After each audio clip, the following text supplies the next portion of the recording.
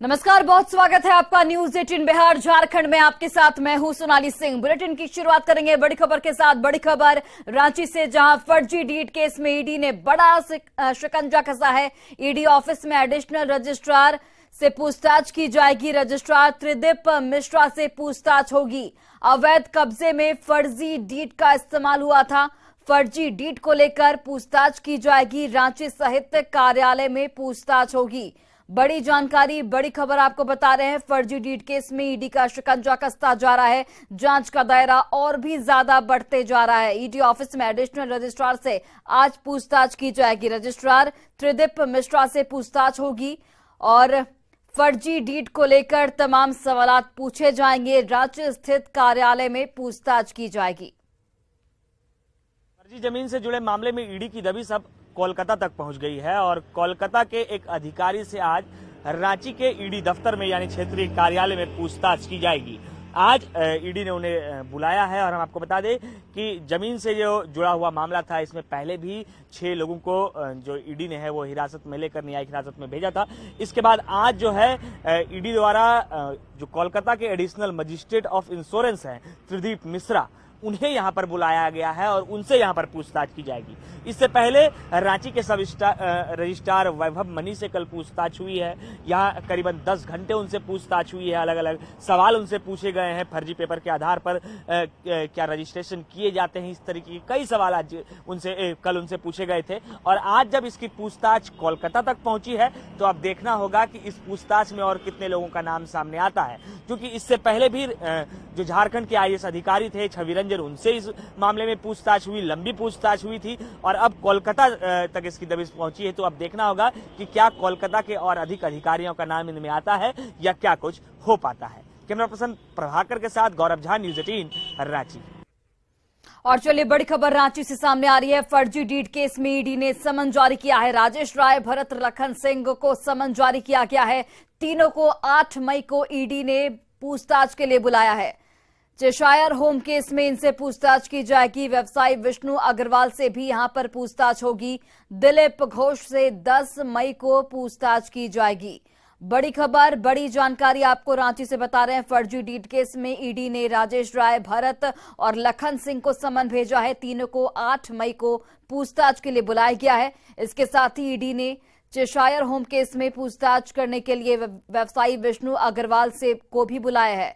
दिलीप घोष से 10 मई को पूछताछ की जाएगी।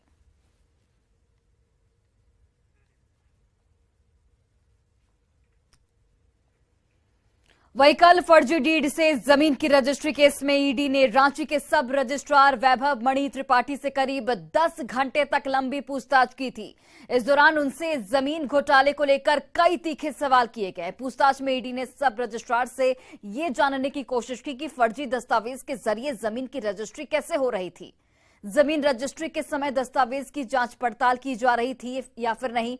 ये सवाल भी पूछा गया कि क्या जमीन की रजिस्ट्री के लिए किसी ऑफिसर या फिर किसी नेता का उन पर दबाव रहता था। अगर दबाव बनाया जाता था तो वो कौन से लोग हैं। माना यह जा रहा है कि पूछताछ में ईडी को कई सवालों के जवाब मिले हैं।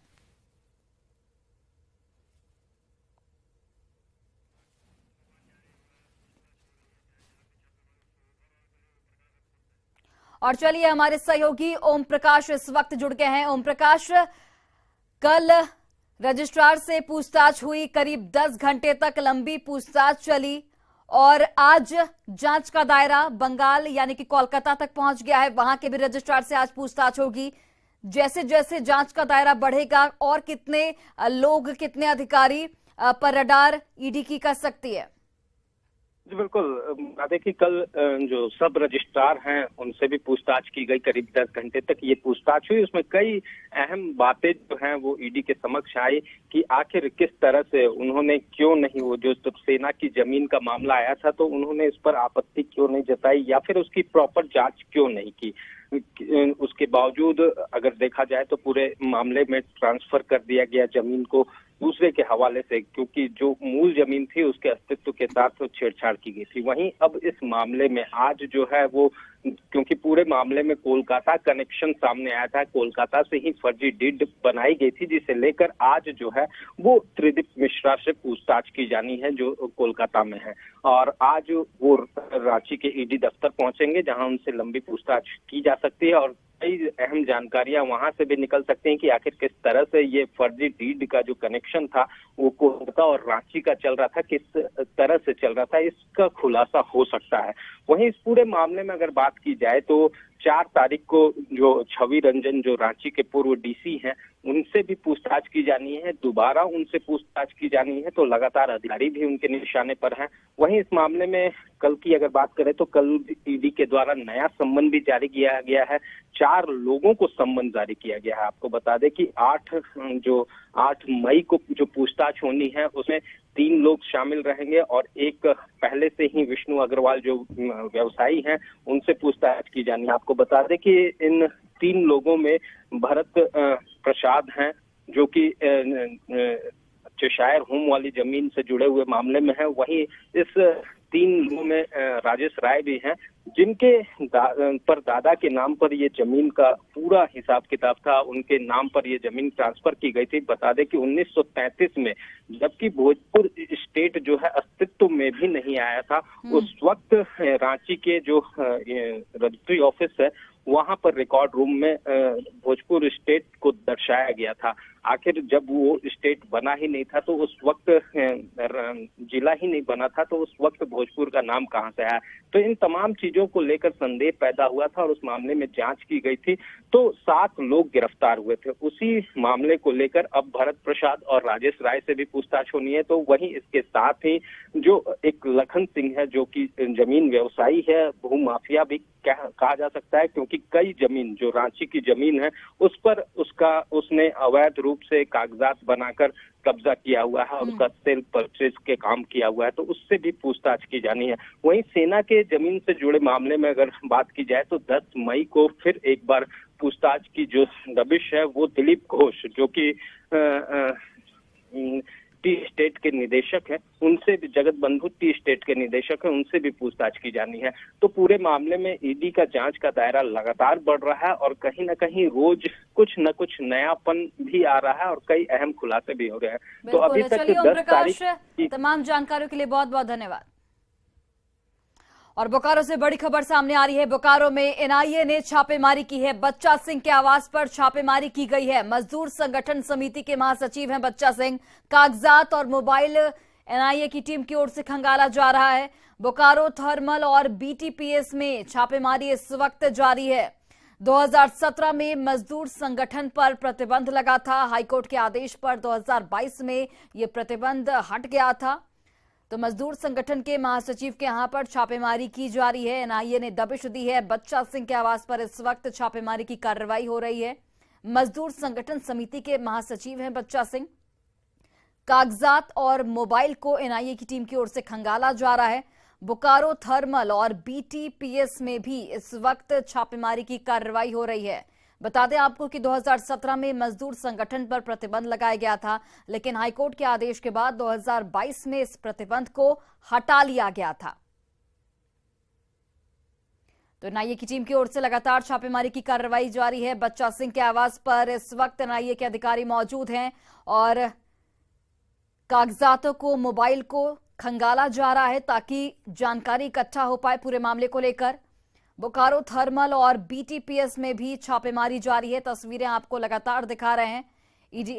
एनआईए के अधिकारी वहां पर मौजूद हैं। लगातार तमाम दस्तावेजों को खंगाला जा रहा है। 2017 में मजदूर संगठन पर प्रतिबंध लगा था, लेकिन 2022 में हाईकोर्ट के आदेश के बाद उस प्रतिबंध को हटा लिया गया था। और चलिए हमारे सहयोगी मृत्युंजय जुड़ गए। मृत्युंजय, अभी तक की छापेमारी में क्या जानकारी मिल पाई है? देखिए, मैं आपको बता दूं कि एनआईए जिस तरह से छापेमारी कर रही है, अभी एनआईए के कोई भी अधिकारी कुछ भी मीडिया से बात करने से इनकार कर रहे हैं, लेकिन जिस प्रकार से इस संगठन पर 2017 में तत्कालीन राज्य सरकार के द्वारा प्रतिबंध लगाया गया था, प्रतिबंध इस कारण से लगाया गया था कि राज्य सरकार को यह अंदेशा था कि वह नक्सली संगठन माओवादियों के साथ यह संगठन मिली हुई है और मजदूरों के हित में काम करती है, जिस कारण से इस पर प्रतिबंध लगाया गया था। उसके बाद 2022 में हाईकोर्ट में जब इस पर किसी भी प्रकार की कोई आधिकारिक जानकारी कोर्ट को नहीं मिल पाई तो संगठन को मुक्त कर दिया गया। लेकिन फिर से एक बार एनआईए के द्वारा जो दबिश दी गई है और संगठन के महासचिव के यहाँ जो दबिश दी गई है, हम कह सकते हैं कि यह बड़ी कार्रवाई है। लेकिन जो जानकारी मिल रही है कि एनआईए के द्वारा सिर्फ मोबाइल को जब्त किया गया है और कुछ कागजात भी लिए गए हैं और जो छापेमारी है वो चल रही है। अब यह देखना होगा कि आखिर एनआईए को क्या मिलती है, क्या कोई लिंक पहले से एनआईए को मिला है या फिर यह एक बार फिर से कार्रवाई शुरू हुई है। अब देखने वाली बात होगी। जी बिल्कुल मृत्युंजय, बहुत बहुत धन्यवाद, आप नजर बनाकर रखिए। और शिक्षा के क्षेत्र में राज्य को बेहतर बनाने के लिए सीएम हेमंत सोरेन ऑनलाइन माध्यम से आज बोकारो में आधुनिक सुविधाओं से लैस उत्कृष्ट विद्यालयों का उद्घाटन करने वाले हैं। इस दौरान प्रोजेक्ट बालिका +2 उच्च विद्यालय नवाडी में काफी संख्या में छात्र छात्राएं और स्थानीय लोग शामिल होंगे। डीसी कुलदीप चौधरी ने कार्यक्रम की तैयारियों का जायजा लिया और संबंधित अधिकारियों को जरूरी दिशा निर्देश दिए। बता दें आपको कि इन स्कूलों का संचालन केंद्रीय माध्यमिक शिक्षा बोर्ड यानी कि सीबीएसई के माध्यम से किया जाएगा।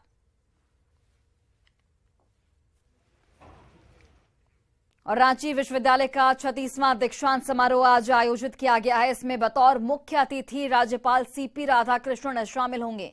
कार्यक्रम की शुरुआत कुलपति के स्वागत भाषण के साथ होगा, वहीं इसके बाद राज्यपाल का भाषण होगा। समारोह में 69 लोगों को गोल्ड मेडल दिया जाएगा। कुलपति ने बताया कि बेस्ट टॉपर और बेस्ट ग्रेजुएट के बीच यह मेडल बांटे जाएंगे। स्वागत भाषण के बाद कुलाधिपति का भाषण होगा। उसके बाद कुलाधिपति से परमिशन मांगकर हम लोग गोल्ड मेडल डिलीट और डीएससी के स्टूडेंट को डिग्री बांटेंगे। कुछ बेस्ट टॉपर भी हैं, बेस्ट ग्रेजुएट भी हैं। टोटल 69 लोगों को गोल्ड मेडल दिया जा रहा है। और गिरिडीह में अवैध विस्फोटक पदार्थ से सरकारी तालाब खोदने के आरोप में गिरिडीह के पचंबा थाना पुलिस ने झामुमो नेता सह पूर्व मुखिया अर्जुन रवानी समेत 2 लोगों को यहां पर गिरफ्तार किया है। जिस स्थान पर तालाब बनाने के लिए गड्ढा किया जा रहा था वहां से न्यू समरणालय भवन महज 1 किलोमीटर दूरी पर है। बताया जा रहा है कि जब विस्फोट किया गया तो करीब आधा किलोमीटर का इलाका तेज आवाज से थर्रा उठा।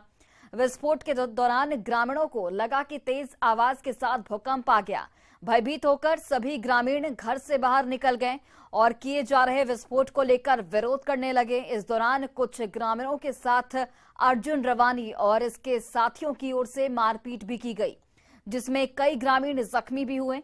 हालांकि पुलिस ने आरोपी अर्जुन रवानी को गिरफ्तार कर लिया है। साथ ही विस्फोटक और कुछ सामग्रियों को जब्त किया गया है।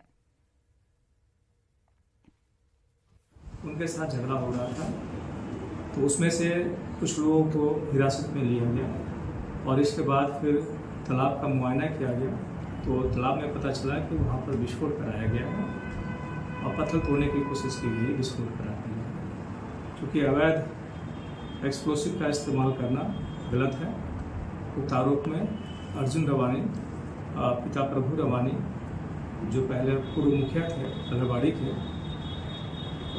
अरेस्ट किया गया है और मारपीट करने वालों में एक मुकेश रॉय उन्हें अरेस्ट किया गया है।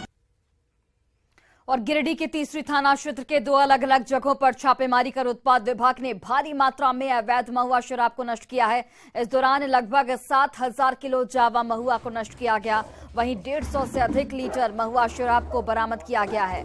इस दौरान लगभग 6 शराब भट्टियों को भी ध्वस्त किया गया। छापेमारी की भनक लगते ही शराब तस्कर फरार हो गए हैं। वहीं उत्पाद विभाग फरार आरोपियों के खिलाफ कानूनी कार्रवाई में जुट गई है। नवडिहा और कोरमा मिलाकर के 5 जगह पर इन लोगों के द्वारा छापेमारी की गई। बहुत बड़े पैमाने पर महुआ शराब का भट्टी ध्वस्त किया गया और करीब 7,000 केजी जावा महुआ बरामद करके उसको विनष्ट किया गया। वो सब ड्रम में भरा हुआ था जो कि लाने के लायक नहीं था। लाने के क्रम में वो गिर जाता, उसको वहीं पर विनष्ट किया गया। और वहीं रांची में अवैध खनन का सिलसिला थमने का नाम नहीं ले रहा है। नामकुम में दिन रात चल रही छेनी और हथौड़ी की मार से पहाड़ और चट्टान गायब होते जा रहे हैं। इस रिपोर्ट को आप गौर से देखिए।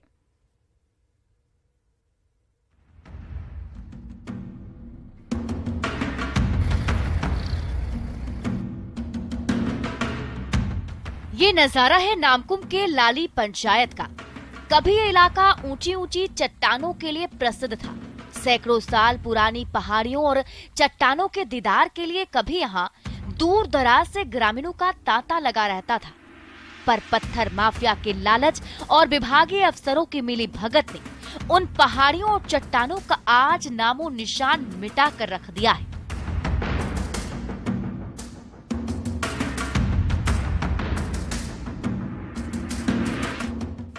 जहां कभी पत्थरों का अद्भुत संसार बसा हुआ करता था, वहां आज दूर दूर तक सपाट मैदान फैला हुआ है।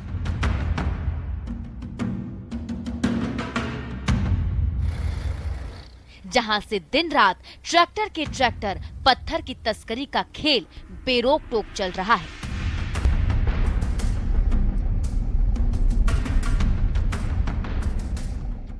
अवैध खनन कर रहे माफियाओं का कब्जा अपनी चरम सीमा पर है। हाल ये है कि ठीक अधिकारी और मंत्रियों के नाक के नीचे पत्थर अवैध खनन जो है वो किया जा रहा है। और ये नामकुम का लाली पंचायत का इलाका है, जहां पर पहाड़ जो है ऊंचा चट्टान हुआ करता था, लेकिन आज दृश्य ये है कि 20 फीट ऊंचे नीचे खनन कर ले आया गया है। खनन माफिया और विभागीय अफसरों का गठजोड़ इतना मजबूत है कि लाइसेंस तो 15-20 डिसमिल का खनन जारी किया जाता है, पर शातिर खनन माफिया और उसके गुर्गे सैकड़ों एकड़ लंबे चौड़े इलाके पर कब्जा कर लेते हैं। फिर शुरू हो जाता है पत्थरों के अवैध खनन, भंडारण, परिवहन और बिक्री का काला खेल। इस अवैध धंधे से पत्थर माफिया और खनन अफसर तो मालामाल हो जाते हैं, पर सरकार के खजाने में चवन्नी तक नहीं पहुंचती। इस पर बीजेपी ने सवाल उठाए हैं। किस तरीके से पूरे प्रदेश में इलीगल बालू का कारोबार, इलीगल माइनिंग का, पत्थर का कारोबार चरम पर है। सारे रिकॉर्ड टूट गए। माननीय मुख्यमंत्री के विधायक प्रतिनिधि इसके किंगपिन बताए गए साहिबगंज जिले में, लेकिन कोई इस पे कार्रवाई नहीं हुई। झारखंड की राजधानी रांची, जहां बड़े बड़े हुक्मरान से लेकर अफसर तक बैठे हुए, वहां दिन के उजाले में करोड़ों रुपए के पत्थरों का काला धंधा धड़ल्ले से हो रहा है, तो भला राजधानी से दूर दराज और झारखंड के सुदूरवर्ती इलाकों में पत्थर तस्करी का कैसा खेल चल रहा होगा, अंदाजा लगाना ज्यादा मुश्किल नहीं है। रूपाली त्रिपाठी, न्यूज़ 18, रांची। और चलिए अब बात करते हैं किसान पर पड़े मौसम की मार की। रांची से 20 किलोमीटर दूर खूंटी जिले के बॉर्डर पर बसे काली माटी गांव के किसानों पर मौसम की मार पड़ी है। यहां के किसानों ने इस साल तरबूज की खेती की थी, जो बर्बाद हो चुकी है। नुकसान के बाद किसानों को अब बच्चों के पढ़ाई की चिंता सता रही है। सहयोगी गौरव झा के इस रिपोर्ट को आप देखिए। मौसम की मार इस बरस सबने झेली है। किसानों के भी हाल बेहाल हैं, क्योंकि जिस तरीके से इस बार कड़कती धूप हुई है, धूप से तरबूज के जो खेती करने वाले किसान हैं वो परेशान हैं। हमारे साथ महिला किसान हैं जो तरबूज की खेती कर अपने 5 बच्चों को पढ़ाती थी, लेकिन इस वर्ष तरबूज की खेती खराब हुई, पैदावार कम हुए, फसल खराब होने के कारण कमाई नहीं हो पाई, और ये कहती हैं कि उस वजह से इनके बच्चे की जो पढ़ाई है वो बाधित हो जाएगी। क्या नाम हुआ दीदी आपका? माहिरा। क्या दिक्कत आएगा? ये तो तरबूज तो सब खराब हो गया, तो पैसा नहीं हो रहा है। कितना तरबूज लगाए थे? लगे थे तो खेत में पूरा। कितना खेत है? नहीं जान रहा उतना खेत के। तो कितना कमाई होता था? कमाई तो होता है तो 40 से उतना तो पहुंचता है, लेकिन सब खराब हो गया तो 40-50 हजार। हाँ, उतना पहुंच जाता है सब बेचने से तो नहीं हो पाया। और फिलहाल इस बुलेटिन में बस इतना ही, लेकिन एक नजर अभी तक की सुर्खियों पर। Headlines presented by Elegant Steel, India's #1 QST bar। भरोसा दिखता नहीं टिकता है। रांची में फर्जी डीड से जमीन की रजिस्ट्री केस में ईडी का शिकंजा। रजिस्ट्रार त्रिदीप मिश्रा से आज होगी पूछताछ। कल रजिस्ट्रार वैभव मणि त्रिपाठी से 10 घंटे तक चली थी पूछताछ। बोकारो में आधुनिक सुविधाओं से लैस उत्कृष्ट विद्यालयों का ऑनलाइन उद्घाटन करेंगे सीएम हेमंत सोरेन। गरीबों को मिलेगी इंग्लिश मीडियम में शिक्षा। रांची विश्वविद्यालय का 36वां दीक्षांत समारोह आज। 69 टॉपर छात्र छात्राओं को गोल्ड मेडल देंगे राज्यपाल। गिरिडीह में अवैध विस्फोटक पदार्थ से सरकारी तालाब की खुदाई। पूर्व मुखिया अर्जुन रवानी समेत 2 लोग गिरफ्तार। ग्रामीणों से मारपीट का आरोप। और रांची समेत पूरे झारखंड में मौसम विभाग का अलर्ट। 4 मई तक येलो अलर्ट जारी। आंधी बारिश और ठंड का alert. presented by Elegant Steel, India's #1 QST bar. भरोसा दिखता नहीं टिकता है।